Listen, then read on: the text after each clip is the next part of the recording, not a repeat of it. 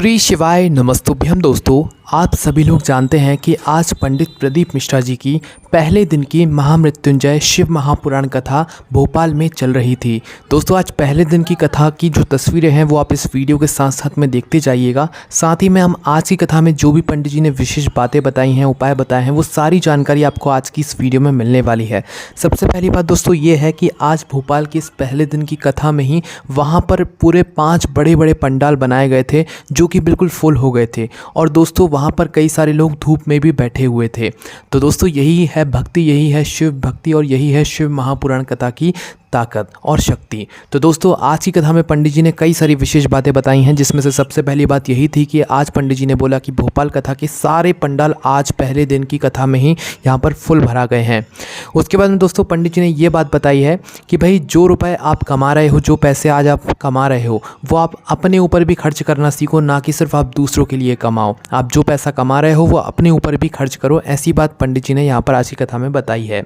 उसके बाद में दोस्तों पंडित जी ने ये बात आप सभी लोगों से कही है आज की कथा में कि आप अपने घर के बच्चों को 1 लोटा जल लेकर भगवान शिव जी के मंदिर तक पहुंचाओ, क्योंकि दोस्तों जो भगवान शिव जी के मंदिर तक जो बच्चा पहुंच जाता है और उस घर के जो भी बुजुर्ग रहते हैं वो कभी अनाथ आश्रम नहीं जाते हैं या किसी भी तरीके के वृद्धाश्रम नहीं जाते हैं। तो दोस्तों आपको इस बात का ध्यान रखना है, अपने घर के जो भी छोटे बच्चे हैं उनको आज से ही आदत डाल देना है कि वो 1 लोटा जल भरकर भगवान शिव जी के मंदिर पहुंच जाएं और वहाँ पर शिव जी के ऊपर 1 लोटा जल चढ़ाना शुरू कर दें। इस बात का आप लोगों को ध्यान रखना है। उसके बाद दोस्तों जो पंडित जी ने अगली बात बताई है वो ये बताई है कि दोस्तों आपकी किस्मत में, आपके भाग्य में बहुत कुछ लिखा हो सकता है। आपके भाग्य में कष्ट भी लिखे हुए हैं, दुख भी लिखे हुए हैं, बहुत सारी खुशियाँ भी लिखी हुई हैं। पर दोस्तों आपको नहीं पता है कि कब आपके जीवन में कष्ट आ रहे हैं, कब आपके जीवन में दुख आएंगे, कब आपके जीवन में यहाँ पर खुशियाँ आएंगी। तो दोस्तों अगर आप चाहते हैं, आप सभी लोग जानते हैं कि ब्रह्मा जी आपके जीवन में जो है उन्होंने सभी कुछ लिख दिया है पहले से।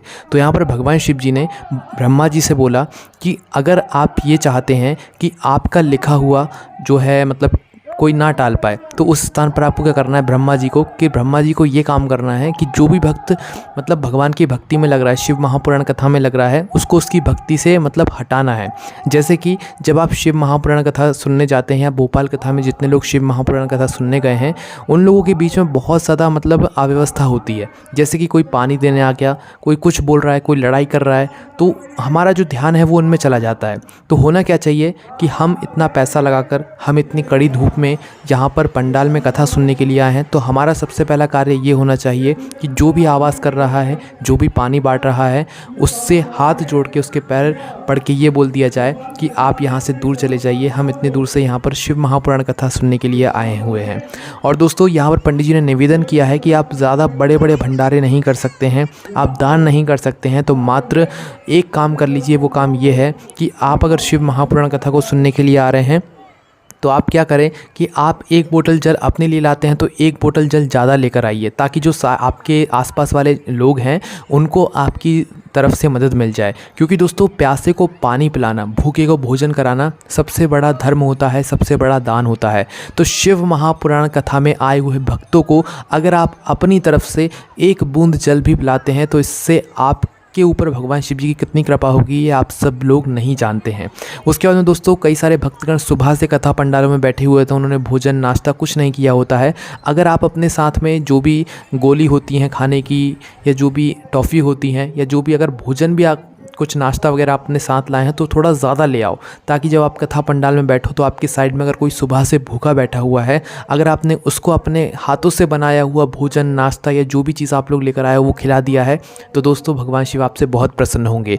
पंडित जी ने ये बात बताई है कि भूखे को भोजन कराना, प्यासे को पानी पिलाना, यही जो है बाबा की मतलब इच्छा होती है। और जब आप ऐसे दान करते हो, ऐसे काम करते हो, तो भगवान भोलेनाथ आपसे बहुत प्रसन्न होते हैं। उसके बाद दोस्तों शंकर जी का जो भक्त रहता है, शंकर जी की जो भक्ति करता है, मतलब शिव महापुराण कथा सुनने आए हुए जितने लोग होते हैं, अगर आप उनकी सेवा करते हैं तो भगवान शिव आपको इतना गुना मतलब देते हैं कि आपने कभी उसकी कल्पना नहीं करी होती। जैसे कि अभी हमने आपको बता ही दिया है, जो मतलब आसपास के क्षेत्र के लोग शिव महापुराण कथा सुनने जाते हैं वो अपने साथ थोड़ी ज़्यादा सामग्री लेकर चले जाएं। पानी इस समय सबसे ज़्यादा जो ज़रूरत होती है इस गर्मी के समय में वो पानी की होती है। तो 1 बोतल जल लेकर जा रहे हो तो 2 बोतल जल लेकर जाओ, कोई दिक्कत नहीं है, ठीक है। उसके बाद में दोस्तों आपको क्या करना है कि आप अगर भोजन लेकर जा रहे हो तो थोड़ा ज़्यादा भोजन लेकर जाओ, और अपने आसपास वाले से पूछो कि आपने भोजन किया, कि आपने पानी पिया, और नहीं पिया है तो आप उन्हें पिला दो। क्योंकि दोस्तों शिव महापुराण कथा के भक्त को अगर आपने 1 बूंद पानी भी पिलाया, थोड़ा सा भोजन भी कराया, थोड़ा सा नाश्ता भी कराया, भगवान शिव आपसे बहुत प्रसन्न होंगे और आपको बोलने की ज़रूरत नहीं है। आपके जीवन से दुख और समस्या वैसे ही दूर होंगे और आपको भगवान शिव बहुत कुछ प्रदान कर देंगे। ये सभी वृतांत, ये सभी बातें पंडित जी ने जो है आज की कथा में अपनी बताई है। उसके अंदर दोस्तों जो अगली यहाँ पर बात बताई है पंडित जी ने, वो ये बात बताई है कि आज काफ़ी ज़्यादा भीड़ थी। आप सभी लोग ये बात जानते ही हैं कि शिव महापुराण कथा में काफ़ी ज़्यादा भीड़ थी, पाँचों के पाँचों पंडाल भरा गए थे, जिसके कारण दोस्तों वहाँ पर बैठने के लिए भी जगह नहीं बची हुई थी, क्योंकि धूप बहुत ज़्यादा थी, दोपहर का समय था और मतलब कुछ लोग आज धूप में भी बैठे हुए थे। वहाँ पर एक चीज़ और देखने के लिए मिली कि कुछ लोगों ने अपना स्टॉल निकाला, कुछ लोगों ने अपना कुछ कपड़ा जो अपने साथ लेकर आए थे, तौलिया वगैरह जो है वो निकाला, और अपने साथ साथ में और भी जो लोग हैं उनके लिए भी उन्होंने छाया करी। जैसे कि कुछ बैरिगेड्स रखे हुए हैं, उन्होंने उस पर पर्दा डाल दिया, पर्दा डालने के बाद उन्होंने जो है और लोगों के लिए भी छाया कर दी, अपने लिए भी छाया कर दी। तो दोस्तों ये भी एक सेवा है, ये भी एक अच्छा धर्म है, क्योंकि दोस्तों इतनी कड़ी धूप में भक्तगण शिव महापुराण कथा सुन रहे हैं। तो दोस्तों जब ये चीज़ें वहाँ पर देखने को मिलती हैं तो बहुत अच्छा लगता है। जब आप अपनी आंखों से ये सब वृतांत देखोगे तो आपको भी विश्वास हो जाएगा कि शिव महापुराण कथा में कितनी शक्ति होती है। और भोपाल की इस शिव महापुराण कथा को सुनने के लिए आओ, आप लोग ज़रूर आना। जितने लोग सुन रहे हैं, इस वीडियो को देख रहे हैं, आप लोग ज़रूर आना, क्योंकि ऐसा मौका शायद आपको दोबारा ना मिले। क्योंकि आपने खुद सुना होगा पंडित जी के मुखारविंद से कि यह जो कथा है ये पूरा मतलब एक रिकॉर्ड बनाने वाली है। क्योंकि भोपाल मध्य प्रदेश की राजधानी है, भोपाल से कुछ ही दूरी पर सीहोर कुबरेश्वर धाम स्थित है। पर दोस्तों देख सकते हैं कि इतने पास में होने के बावजूद भी भोपाल को अभी तक कथा नहीं मिली थी। अगर मिली है तो कुछ कारणवश मिली है, क्योंकि दोस्तों यहाँ पर भगवान शिव ने सभी जगह से अच्छे से निखारा है कथा को, अच्छे से जो है मतलब सभी लोगों की परीक्षा ली है। उसके बाद भोपाल वालों को, भोपाल वासियों को ये कथा मिली है। उसके बाद में दोस्तों ये कथा काफ़ी ज़्यादा बड़ी होने वाली है। आज पहले दिन की कथा में ही आपने इतनी ज़्यादा भक्तगणों को देख ही लिया, इतनी ज़्यादा भीड़ देख ही ली है। अभी 4 दिन बचे हुए हैं, इन 4 दिन में क्या क्या होने वाला है वो हम आपको सारी अपडेट देते रहेंगे। अगर आपके मन में कोई भी प्रश्न है यहाँ पर आने के लिए, अगर आपके मन में कुछ आप सोच रहे हैं कि भाई कैसे आएँ, कहाँ पर रुकेंगे, कहाँ पर कैसी व्यवस्था रहेगी, वहाँ पर पहुँचेंगे कैसे, रेलवे स्टेशन से कैसे पहुँचेंगे, बस स्टैंड से कैसे पहुँचेंगे, एयरपोर्ट से कैसे पहुँचेंगे, कोई भी समस्या है तो आप उनसे कमेंट करके पूछें। इसके लिए हमारा एक दूसरा चैनल है जिसके लिंक हम आपको डिस्क्रिप्शन में दे देंगे, वहाँ पर जाकर आप जो भी कथाएँ होती हैं वहाँ की सारी जानकारी आप लोग ले सकते हैं। उसके बाद में दोस्तों अब हम बात करते हैं उपाय के बारे में। दोस्तों आप सभी लोग जानते हैं सोमवार की अष्टमी, आप सभी लोगों को शायद ध्यान भी नहीं होगा कि सोमवार की अष्टमी बहुत जल्द आने वाली है। और दोस्तों सोमवार की अष्टमी साल में मात्र 3 से 4 ही पड़ती हैं, जो कि इस महीने में सोमवार की अष्टमी आ रही है। अब आप कहोगे कि कब आ रही है? दोस्तों 26 जून 2023 सोमवार के दिन अष्टमी तिथि को सोमवार की अष्टमी आ रही है। ये दिन बहुत ही बड़ा दिन होता है और बहुत ही विशेष दिन होता है। तो दोस्तों इस दिन किया जाने वाला एक बहुत ही विशेष और बड़ा उपाय हम आपको इस वीडियो में बताएंगे। वो उपाय है 31 चावल, 31 बेलपत्र और 31 हरे मूंग के दानों का। इस उपाय को जो व्यक्ति कर लेता है उसके जीवन से सारी दुख और समस्याएं तो दूर होती हैं, साथ ही में दोस्तों उनकी जो भी मनोकामनाएं होती हैं वो भी पूर्ण ज़रूर होती हैं। तो दोस्तों करना क्या है इस उपाय में, सोमवार की अष्टमी के दिन मतलब 26 जून 2023 को आपको प्रातःकाल सुबह सुबह 31 चावल के दाने 31, 31 बेलपत्र, 31 हरे मूंग के दाने आपको करना है भगवान शिव जी के मंदिर लेकर जाना है ना। भगवान शिव जी के मंदिर लेकर जाने के बाद दोस्तों करना क्या है, भगवान शिव जी की चौखट पर जैसे ही आप लोग पहुँचो, सबसे पहले अपने 31 चावल के दाने निकाल लो और 31 चावल के दानों को निकाल कर आपको क्या करना है कि इन्हें भगवान शिव जी की चौखट पर अपने मन की कामना बोलते हुए, जिस काम के लिए आप ये उपाय कर रहे हैं वह काम बोलते हुए समर्पित कर देना है।